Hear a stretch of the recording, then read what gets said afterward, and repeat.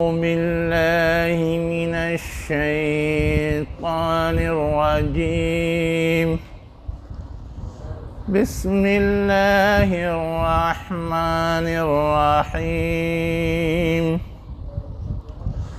वक़द नज़्ज़ल अलैकुम फ़िल किताब अन इज़ा समिअतुम आयातिल्लाहि युकफ़रु बिहा व युस्तहज़अु बिहा फ़ला तक़उदू मअहुम हत्ता यख़ूज़ू फ़ी हदीसिन ग़ैरिहि इन्नकुम इज़म मिस्लुहुम इन्नल्लाह जामिउल मुनाफ़िक़ीन वल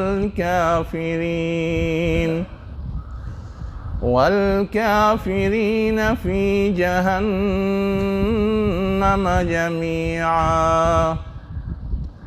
सदक़ल्लाहुल अलीयुल अज़ीम।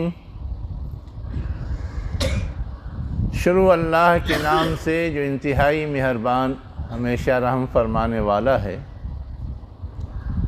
और यकीनन उसने तुम पर नाजिल किया है किताब में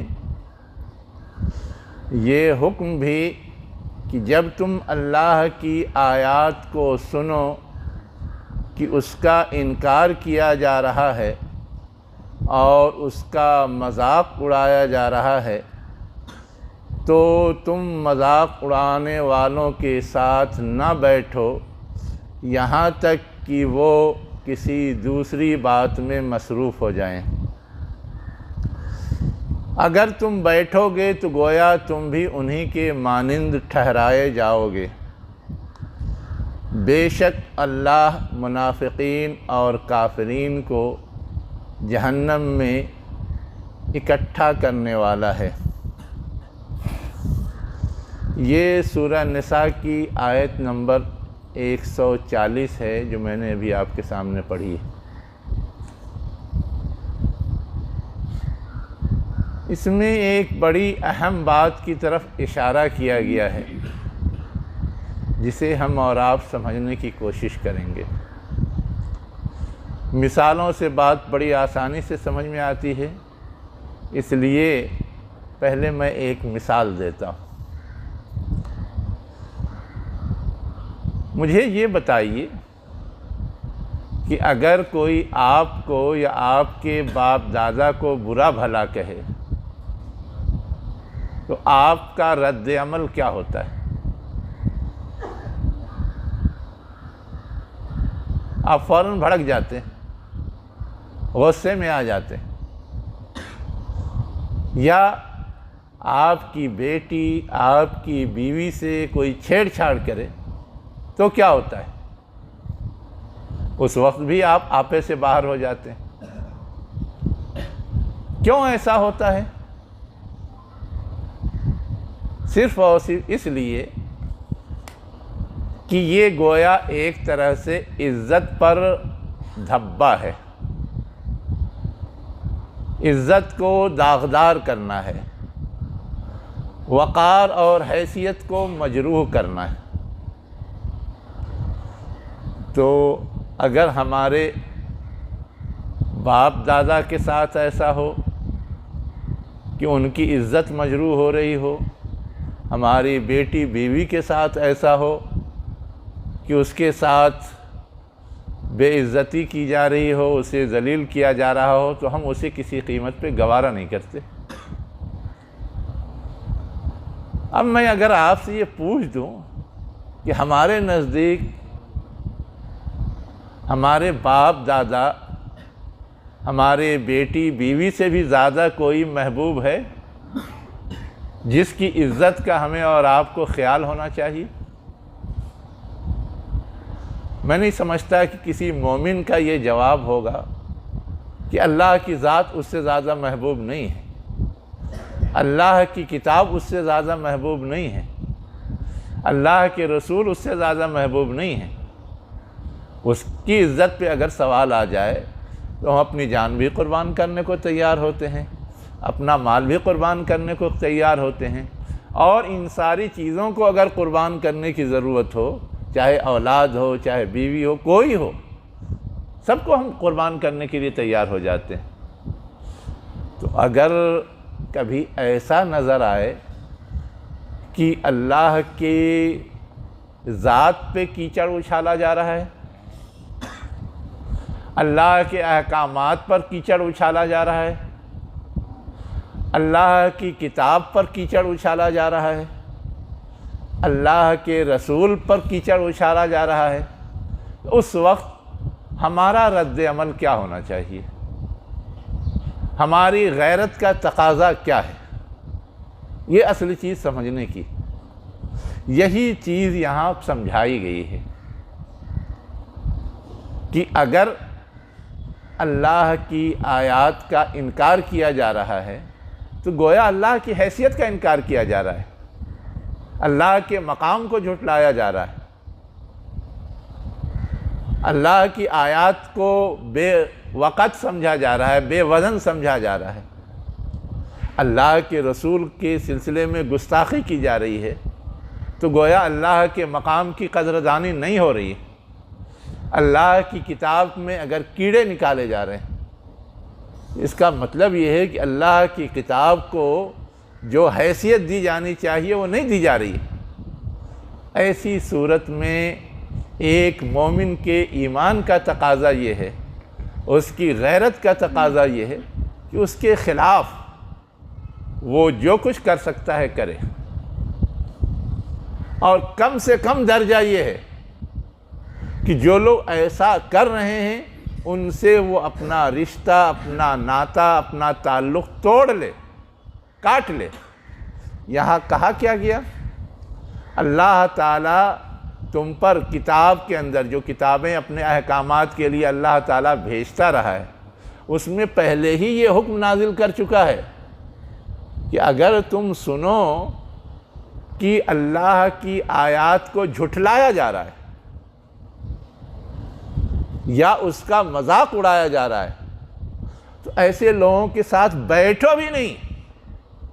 उनसे दोस्ती करना, उनसे ताल्लुकात रखना, उनके साथ रह करके गोया उन्हीं जैसा बन जाना, ये तो दूर की बात है। जब तक वो इस तरह की कोई बात कर रहे हैं उस वक्त तक उनकी मजलिस में भी नहीं बैठना है, वहाँ से हट जाना है, वहाँ से रुखसत हो जाना है। और जब वो उससे बाज आ जाएं, उससे रुक जाएं, खामोश हो जाएं, तो हम तो दाई हैं, हम तो मुबल्लिग हैं, हम उसके बाद फिर पुरसकून माहौल में, शांति के माहौल में, खुशगवार माहौल में उनसे जाएंगे, उनसे बात करेंगे, उनको समझाएंगे। लेकिन जिस वक्त वो ऐसी हरकत कर रहे हैं, गैरत का तकाज़ा ये है कि उस वक्त उनको नज़रअंदाज किया जाए, उनसे अलग रहा जाए, उनसे किनारा कशी इख्तियार की जाए। ये वो बात है जो इस आयत के अंदर समझाई गई है और उसकी वजह भी बताई गई है। उसकी वजह ये बताई गई कि अगर तुम उनके साथ बैठोगे, उनके साथ रहोगे मजाक उड़ाते हुए, तो लोग तो यही समझेंगे ये भी वैसा ही सोचता है, वैसा ही करता है, उसी को पसंद करता है, उसके नज़दीक ऐसी कोई चीज़ गलत नहीं है, नापसंदीदा नहीं है। अब आप सोच लीजिए, किसी शराबी के साथ आप अपने बेटे को बैठा हुआ देखें, अपने दोस्त को, अपने रिश्तेदार को, किसी को बैठा हुआ देखें, आपके जहन में क्या ख्याल आएगा? यही ख्याल आएगा ना कि ये भी पीने लगा है, ये भी उसी का आदी हो गया है, ये भी उसी को पसंद करता है। और ये अच्छी बात तो है नहीं, ये पसंदीदा बात तो है नहीं।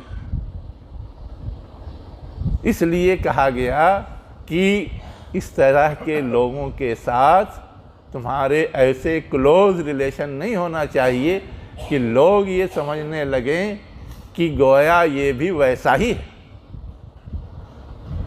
और जिस तरह खरबूजा खरबूजे से रंग पकड़ता है ना, वैसे ही बुरी सोहबत से, गलत लोगों की सोहबत से, ख़राब लोगों की सोहबत से असर तो पड़ता ही है। पहले दिन हो सकता है बहुत ज़्यादा असर ज़ाहिर ना हो, लेकिन अगर ये चीज़ मुस्तकिल रहती है तो उसका असर तो लामुहाला ज़ाहिर होगा, पड़ेगा। इसलिए कहा गया कि अगर तुम उनके साथ उसके बावजूद बैठोगे, एज़म मिस्लहुम, तो तुम उन्हीं के मानिंद हो जाओगे। आगे अल्लाह ताला ने धमकी भी दी कि जो लोग ऐसी हरकत करने वाले हैं, अल्लाह ताला उनको बख्शने वाला नहीं है। हम और आप बख्शने को तैयार नहीं हैं। कोई छेड़छाड़ करे तो, कोई बुरा भला कहे तो, कोई गाली दे तो अल्लाह ताला बख्शेगा। अब ये हरकत कुफ़ार करते हैं, मुनाफिकीन करते हैं, उनको क़यामत के दिन सख्त सज़ा देगा। ये बात आगे समझाई गई है। हम और आप ज़रा देखें अल्लाह के रसूल ने इस तरह के मौक़े पे क्या किया, सहाबाए किराम ने इस तरह के मौक़े पर क्या किया। अल्लाह ताला इस चीज़ को कितनी घिनौनी नज़र से देखता है। अहादीस के अंदर आता है कि जो लोग इस तरह के मौक़े पर गैरत का इजहार नहीं करते, अल्लाह ताला उनसे क़यामत के दिन बात नहीं करेगा। न उनकी नमाज कबूल करेगा, न उनका रोज़ा, न उनका हज, कुछ नहीं कबूल करेगा। हम लोग पढ़ते हैं ना कि ईमान के बहुत सारे हिस्से हैं। हया ईमान का जुज़ है, पाकी ईमान का जुज़ है, वगैरह वगैरह। तो ऐसी 73 चीज़ें गिनाई जाती हैं कि ये ईमान का पार्ट है, ये ईमान का जुज़ है, ये ईमान का हिस्सा है। उसमें एक चीज़ ये गैरत भी है, अल-गैरत मिनल ईमान। गैरत भी ईमान का हिस्सा है। अगर गैरत मर गई तो गोया आपका ईमान ज़ाया हो रहा है, हमारा ईमान ज़ाया हो रहा है। उसको आप यूं भी समझिए कि अल्लाह का एक मकाम है, एक स्टेटस है, एक मर्तबा है। अब कोई शख्स अगर अल्लाह के साथ किसी को शरीक ठहरा देता है तो गोया अल्लाह के बराबर कर देता है। ये चीज़ किसी को गवारा नहीं होती। हम एक कारखाने के मालिक हैं, कोई अगर दूसरे को भी कारखाने का मालिक माने तो वो शख्स हमारे नज़दीक कोई हैसियत रखेगा या हम इस चीज़ को कभी कबूल करेंगे? तो वैसे इस कायनात का मालिक तो अल्लाह ताला, उसके साथ किसी को शरीक ठहरा दिया जाए, अल्लाह ताला ये चीज़ कभी गवारा नहीं करेगा। इसीलिए कहा गया कि हर छोटे बड़े गुनाह तो अल्लाह माफ़ कर देगा, लेकिन ये अकबरुल कबायर है, इसे अल्लाह किसी कीमत से माफ़ नहीं करेगा। जैसे हम किसी कीमत से माफ़ करने को तैयार नहीं होते। अल्लाह के रसूल सल्लल्लाहु अलैहि वसल्लम के सिलसिले में आता है कि एक मौके से आप अपने हुजरे में आए, आयशा रज़ी अल्लाह अन्हा के हुजरे में देखा एक नौजवान बैठा है, सिर्फ बैठा हुआ था, आपके चेहरे का रंग बदल गया। आयशा रज़ी अल्लाह अन्हा ने भांप लिया, फ़ौरन वजाहत की कि ये मेरा रज़ाई भाई है, मेरे साथ दूध पिए हुआ है। दूध पिए हुए भाई का हुक्म अलग हो जाता है शरीयत में। तब आपके चेहरे का रंग नॉर्मल हुआ।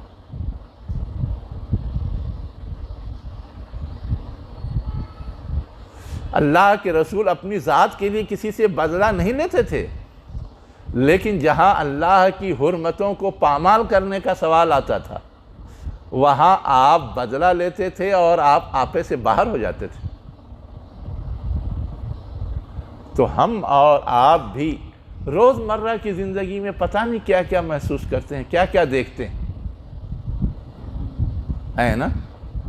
हज़रत उस्मान रज़ी अल्लाह अन्हु के सिलसिले में आता है कि जब उनका कत्ल किया जाने वाला था, वो शहीद है ना, बागियों ने कत्ल किया था ना उनका, जब कत्ल करने के लिए उनके पास पहुँचे हैं तो अरब के रिवाज के लिहाज से उनकी बीवी ने अपना दुपट्टा हटा करके दुहाई देना शुरू किया कि किस शख्स को तुम लोग कत्ल करने जा रहे हो जिसके सीनों में कुरान महफूज है। उस्मान रज़ी अल्लाह अन्हु ने अपनी बीवी को ऐसा करते हुए देखा तो कहा कि कत्ल कर दिया जाना मुझे उतना तकलीफ़ नहीं पहुंचाएगा जितना तुम्हारा दुपट्टा हटा देना मुझे तकलीफ़ पहुंचा रहा है। किसी कीमत पे तुम दुपट्टा नहीं हटाओ। ये गैरत थी। हज़रत उमर रज़ी अल्लाह अन्हु के सिलसिले में तो हम जानते हैं कि पर्दे का हुक्म नाजिल होने से पहले उन्होंने हुजूर से दरख्वास्त की थी कि लोग आपके पास आते हैं, आप अपनी बीवियों और अपनी बेटियों से कहें कि उनकी आमद के मौके पे वो पर्दे का एहतमाम करें। बाद में उसकी तायीद में पर्दे का हुक्म नाजिल हुआ है। ये एहसास था हज़रत उमर रज़ी अल्लाह अन्हु का। तो हम और आप गौर करें, सोचें, हमारी बहू बेटियां बाज़ार में निकलती हैं, कितना पर्दे का एहतमाम करती हैं वो हमें मालूम है। हमारी गैरत का सवाल है कि उस वक्त हमें किस चीज़ का पास व लिहाज करना चाहिए। और उससे ज़्यादा आज हम और आप ये देख रहे हैं कि कुफ़ार व मुशरिकीन, दुश्मनान इस्लाम अल्लाह की मुक़द्दसात को पामाल करने की कोशिश में लगे हुए। कुरान पर भी एतराज़ करते हैं, मसाजिद को भी बुतखाना बनाने के चक्कर में हैं, अल्लाह की जो शरीयत है उसको बदल करके अपना मनमाना कानून थोपने के चक्कर में है। क्या हमारी गैरत जागती है? हमें एहसास होता है? हमें ये चीज़ बुरी लगती है? अगर बुरी लगती है तो इन चीज़ों के ख़िलाफ़ हमारी मुज़ाहमत, इनको रद्द करने के लिए हमारी कोशिश होनी चाहिए। और कोशिश का कम से कम मेयार ये है कि हम अपना एहतजाज दर्ज करा दें, अपने आप को इस तरह की सारी कोशिशों से अलग रखें। किसी कीमत पर हमारी तरफ से ये बात नहीं आनी चाहिए कि गोया हम भी वही चाहते हैं। मैं ये बात इसलिए कह रहा हूँ कि इन कोशिशों के दरमियान कभी कभी इस तरह के शगुफ़े भी सामने आते हैं कि हमारे लोग भी कहने लगते हैं हाँ अच्छा हो रहा है, बहुत बेहतर है, ये हो जाएगा, वो हो जाएगा, वो हो जाएगा। अगर ये कहने लगे हम तो गोया हमने अपने ईमान को बर्बाद कर दिया। ईमान का तकाज़ा तो ये है कि अल्लाह की तरफ से जो चीज़ भी हमें मिली है, अल्लाह के जो अहकामात हैं, जो शरीयत है, जो किताबें हैं, सबको हम हक़ जानें और उसी को बेहतर मान करके हमने तो कबूल किया है ना। हमारा तो दावा ये है, तो हमें तो किसी कीमत पर इस दावे से दस्तबरदार नहीं होना चाहिए। और जो लोग शरीक हो जाते हैं वो गोया इस मामले में कमज़ोर साबित होते हैं, जिससे यहाँ रोका गया है। अल्लाह हमें और आपको उससे महफूज रखे और ईमानी गैरत पर कायम रहते हुए जो कुछ हमारी ज़िम्मेदारी है उसको पूरा करने की तौफ़ीक़ दे। अक़ूलु क़ौली हाज़ा व अस्तग़फ़िरुल्लाह ली व लकुम अजमईन बिरहमतिक या अरहमर राहिमीन।